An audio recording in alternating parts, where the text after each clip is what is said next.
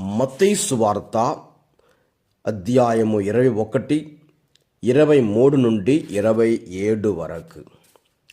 క్రీస్తు అధికారము. ఇట్లు చెప్పి యేసు దేవాలయమున ప్రవేశించి బోధించుచుండగా ప్రధానార్చకులు పెద్దలు వచ్చి, ఏ అధికారముతో నీవు ఈ పనులు చేయుచుంటివి? నీకు ఈ అధికారం ఇచ్చిన వాడెవడు అని ఆయనను ప్రశ్నించిరి. అందుకు యేసు, నేను కూడా మిమ్ము ఒక మాట అడిగేదను, దానికి మీరు సమాధానమిచ్చిన ఎడల నేను ఏ అధికారముతో ఈ పనులు చేయుచున్నానో మీకు చెప్పేదను.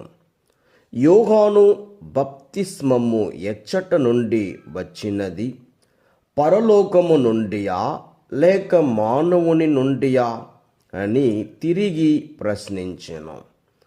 అంతటా వారు తమలో తాము ఇట్లు తర్కించుకొనిరి, పరలోకము నుండి వచ్చెను అని సమాధానమిచ్చితిమా? అట్టులైనా మీరేల ఆయనను విశ్వసింపలేదు అనును? లేదా మానవుల నుండి అని చెప్పితిమా? ప్రజలందరూ యోహానును ప్రవక్తగా భావించుచున్నారు. వారి వలన మనకేమి ముప్పు కలుగునో అని భయపడి అది మాకు తెలియదు అని పలికిరి.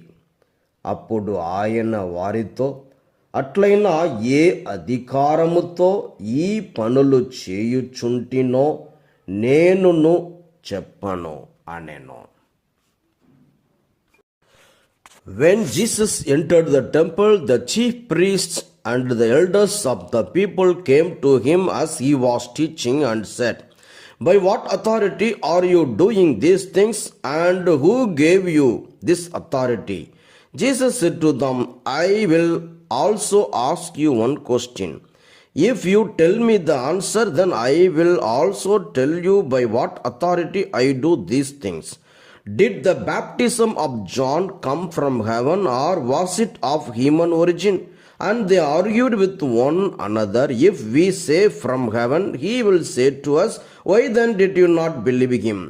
But if we say of human origin, we are afraid of the crowd, for all regard John as a prophet. So they answered Jesus, "We do not know." And he said to them, "Neither will I tell you by what authority I am doing